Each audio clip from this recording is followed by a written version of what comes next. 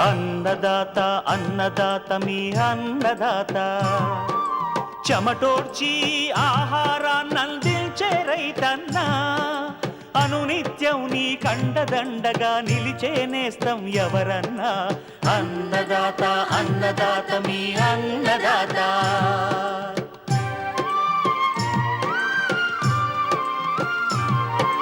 నూతన రీతుల సాగుబడికి నూరింతలు పెరిగే దిగుబడికి సూచనలిచ్చే సస్య రక్షణకు పశు పోషణకి శాస్త్ర విజ్ఞానం అందించి ముందుకు నడిపే తెలుగు రైతు భారతదేశానికి మకుటం అయ్యేలా తీర్చిదిద్దే ఆశయంతో మిమ్ము మేలు కొలిపేది అన్నదాత అన్నదాత అన్నదాత మీ అన్నదాత అన్నదాత అన్నదాత మీ అన్నదాత.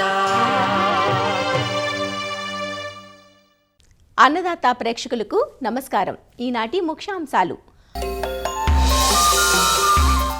విలువైన సేంద్రియ ఎరువుగా వేస్ట్ డీకంపోజర్ ద్రావణం తయారీ వాడకంలో మెలకువలు, ఎండాకాలం డైరీ ఫారాల్లో తీసుకోవలసిన జాగ్రత్తలు, ఇంకా జై కిసాన్ వ్యవసాయ సమాచారం.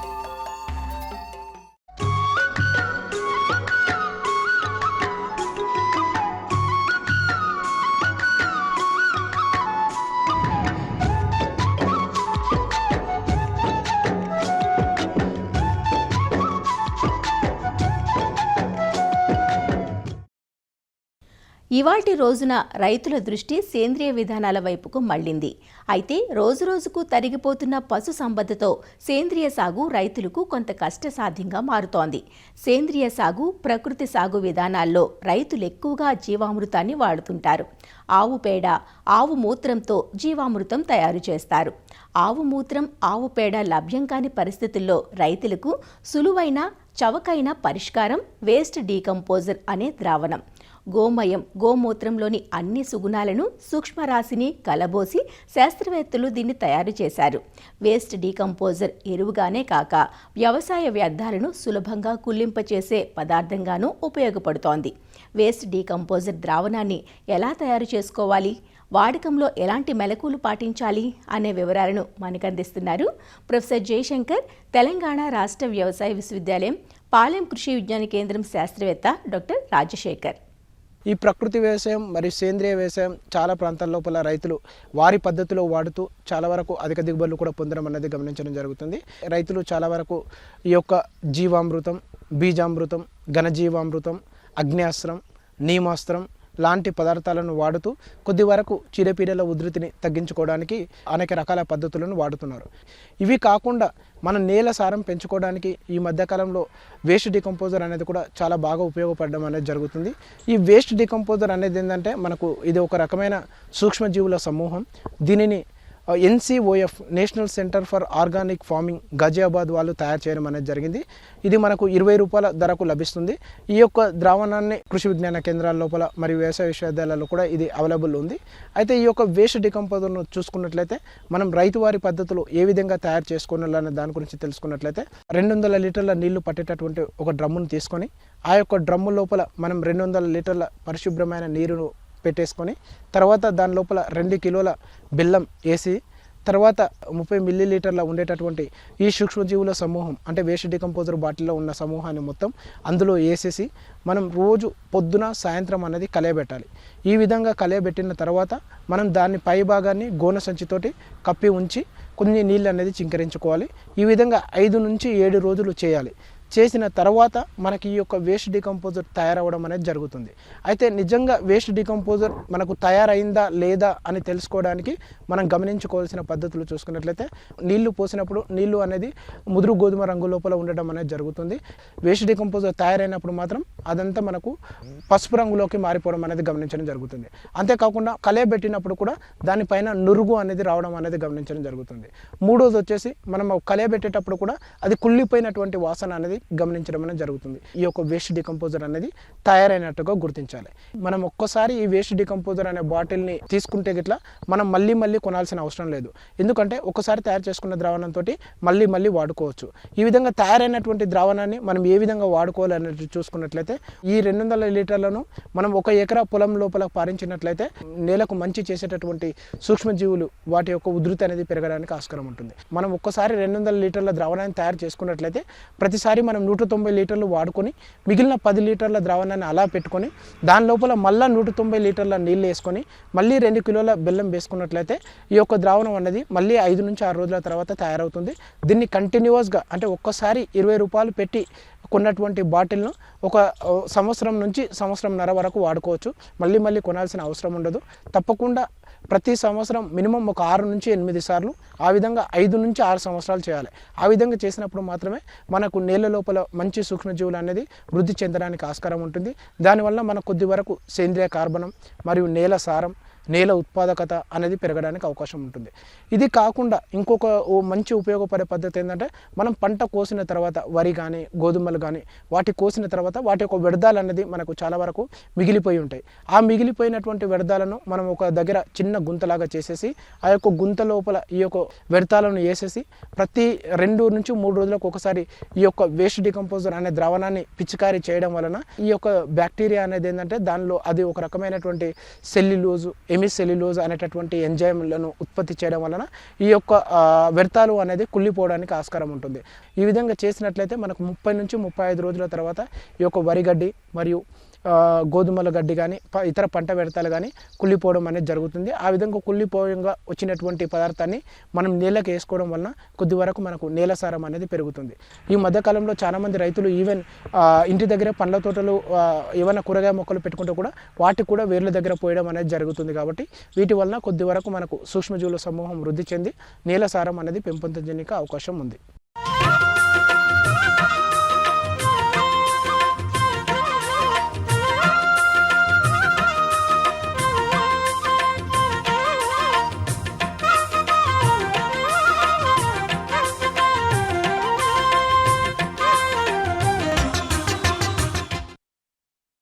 ఎండలు మండే వేసవికాలం పశు పోషకులకు కష్టకాలమనే చెప్పాలి. ఇప్పటికే 35 డిగ్రీలు దాటిన ఉష్ణోగ్రతలు ఇంకా పెరిగే అవకాశం ఉంది కాబట్టి పశువులు వడదెబ్బకు గురి కాకుండా ముందు జాగ్రత్తలు తీసుకోవాలి. పెరిగిన ఎండవేడిమి వల్ల పశువులు ఒత్తిడికి లోనవుతాయి. వ్యాధి నిరోధక శక్తి తగ్గి రోగాల పాలిట పడతాయి. పాల దిగుబడి తగ్గిపోతుంది. రైతులు ఆర్థికంగా నష్టపోవలసి వస్తుంది.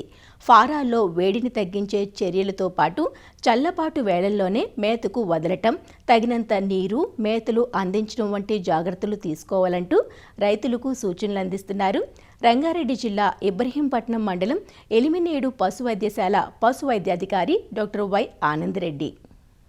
పశువు ఒక టెంపరేచర్ ఉన్నప్పుడు దాని లోపల జీవన క్రియలు సక్రమంగా జరుగుతాయి.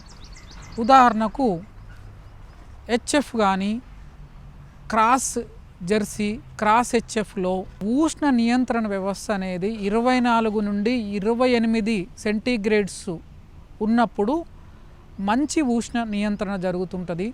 అలాగే మన ఇండియన్ ఆవులల్లో ఇది 33 సెంటీగ్రేడ్స్ వరకు ఉష్ణ నియంత్రణ సక్రమంగా జరుగుతుంది. అలాగే బర్రెలల్లో 36 డిగ్రీ సెంటీగ్రేడ్స్ వరకు కూడా ఉష్ణ నియంత్రణ అనేది సక్రమంగా జరుగుతుంది. అయితే ఈ రేంజ్ని దాటి ఉష్ణోగ్రత పెరిగినప్పుడు పశువులు ఉష్ణ ఒత్తిడికి గురవుతాయి. దీన్నే హీట్ స్ట్రెస్ అంటారు. వాతావరణ ఉష్ణోగ్రత పెరగడం వల్ల బాడీ టెంపరేచర్ కూడా పెరగడం జరుగుతుంది. ఎప్పుడైతే ఉష్ణ ఒత్తిడి పెరిగితే శరీరంలో కార్టిజాల్ అనే హార్మోన్ రిలీజ్ అవుతుంది.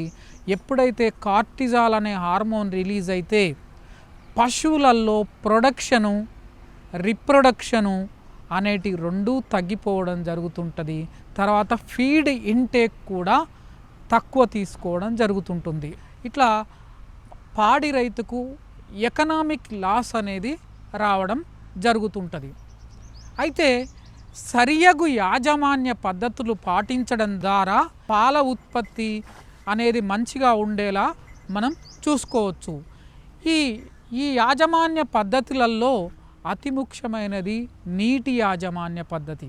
ఈ ఎండాకాలంలో పశువులకు ఎల్లప్పుడూ చల్లని పరిశుభ్రమైన నీరు అందుబాటులో ఉండేలా చూసుకోవడం వల్ల పశువు శరీర ఉష్ణోగ్రత పెరిగితే ఇమ్మీడియట్గా చల్లటి వాటర్ తాగి ఉష్ణాన్ని నియంత్రిస్తుంది.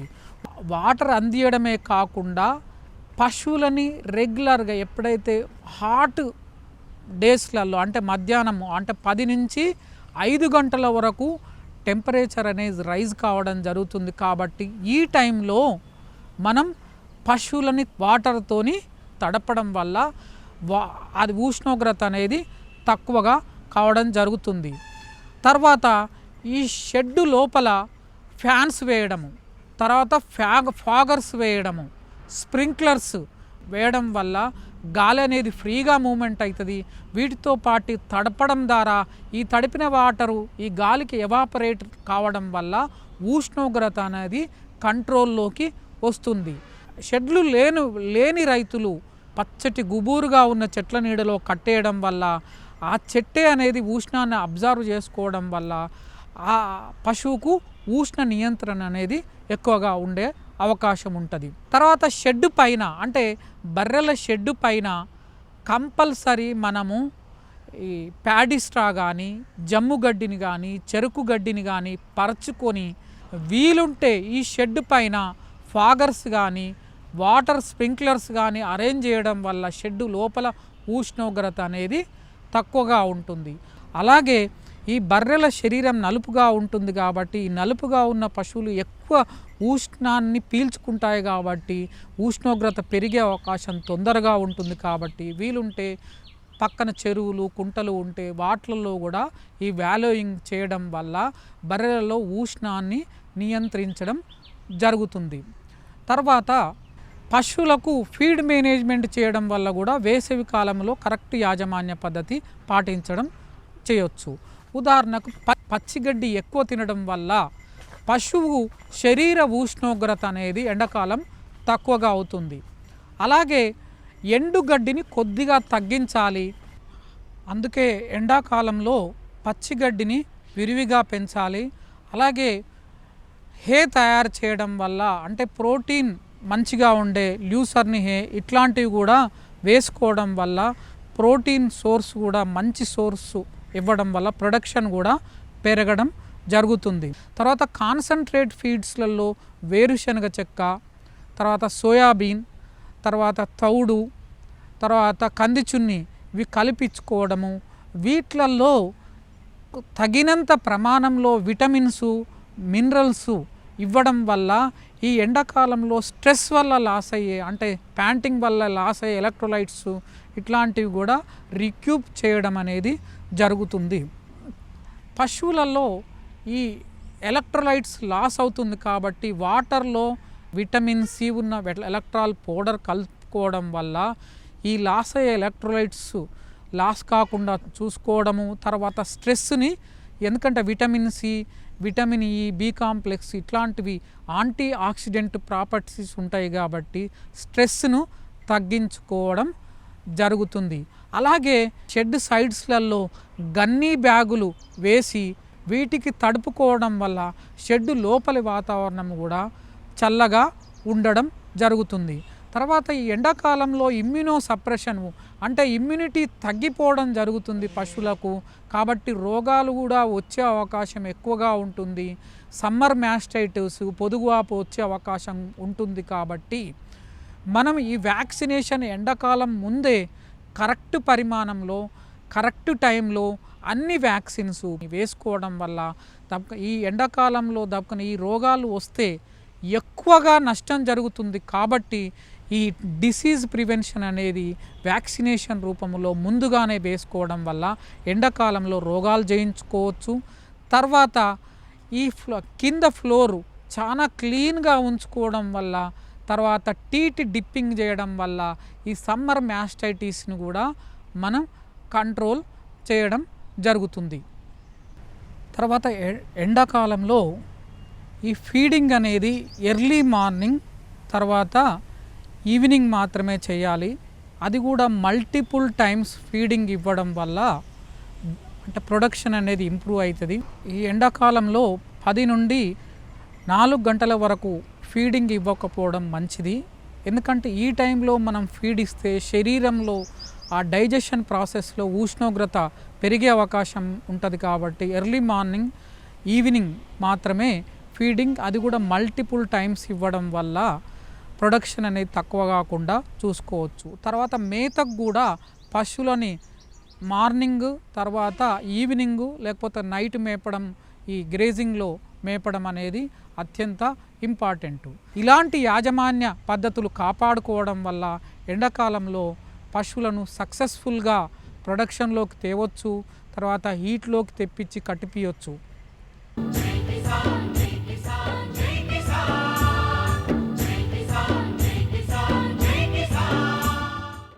వ్యవసాయ సమాచారం ఇప్పుడు జై కిసాన్లో చూద్దాం. ఎన్టీఆర్ జిల్లాలో అకాల వర్షం ధాటికి రైతులు దారుణంగా దెబ్బతిన్నారు.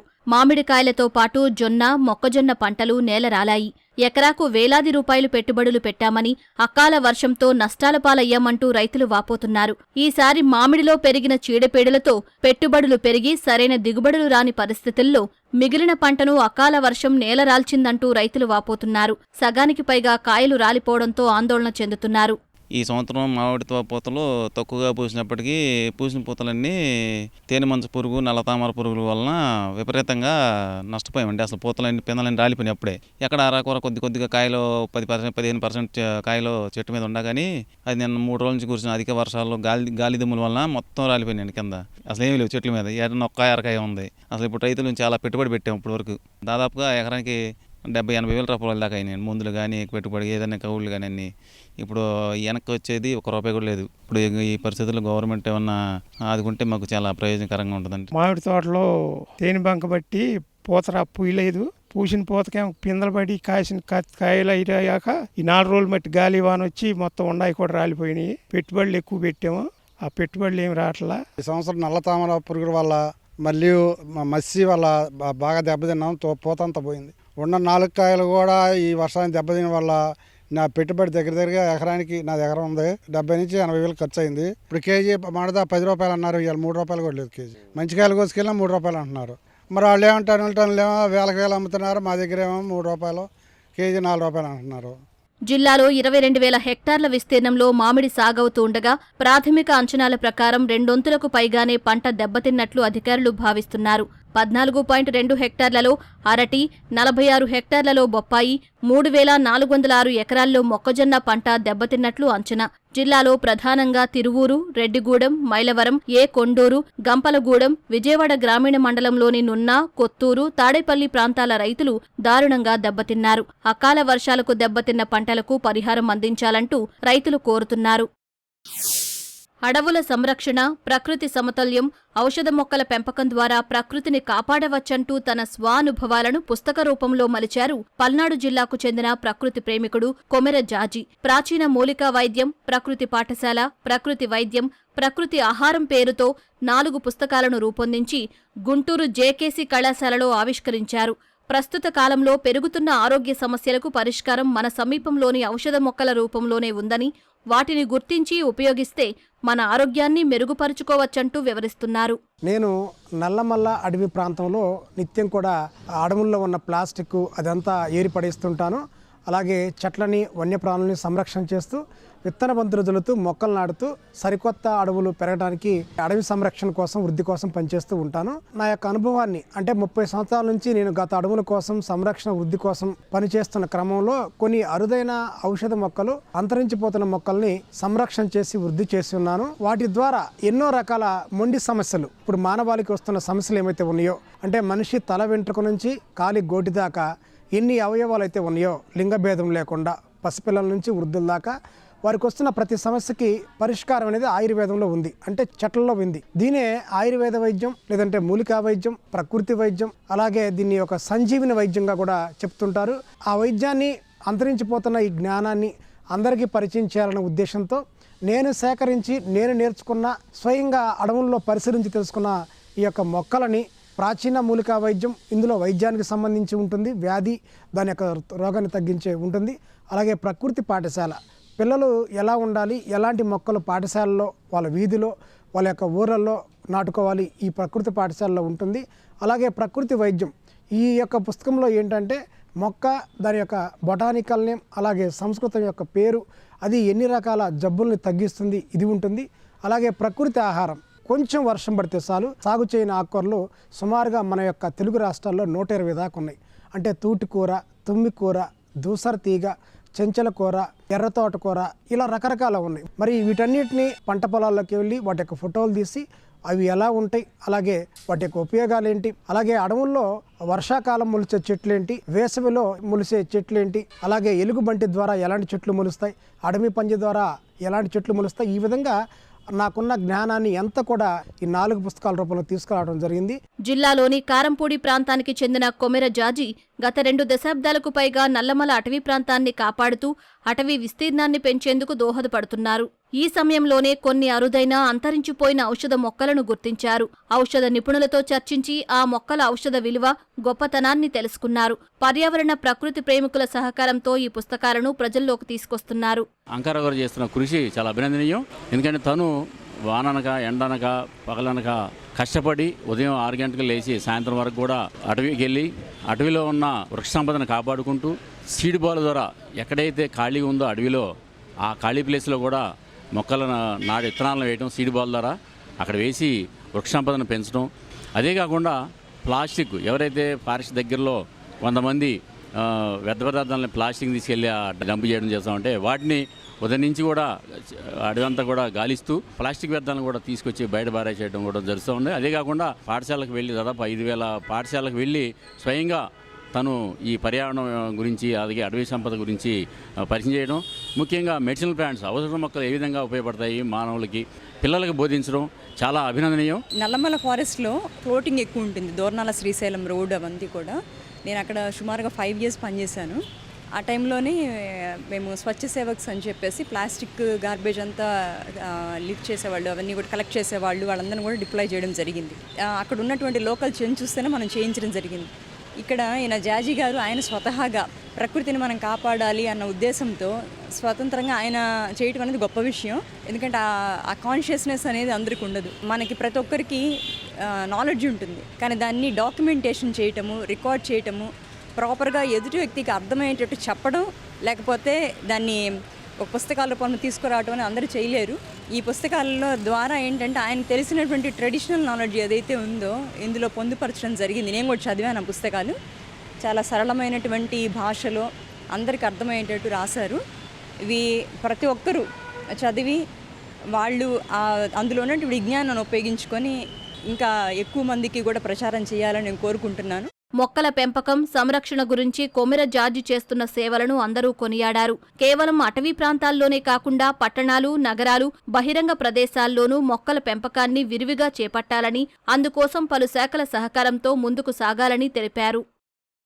మరిన్ని విభిన్న అంశాలతో రేపటి అన్నదాతలో మళ్ళీ కలుసుకుందాం. నమస్కారం. అన్నదాతలు తమ సందేహాలు, సమస్యలను 1800-425-4085 టోల్ ఫ్రీ నంబర్లో ఉదయం 10 నుంచి 11 గంటల మధ్య పని దినాలలో సంప్రదించగలరు. ఈ కార్యక్రమాన్ని యూట్యూబ్లో www.youtube.com/అన్నదాత ఈటీవీ లింక్ ద్వారా వీక్షించవచ్చు. అన్నదాత కథనాలు ఈటీవీ విన్ మొబైల్ యాప్లోనూ వీక్షించండి.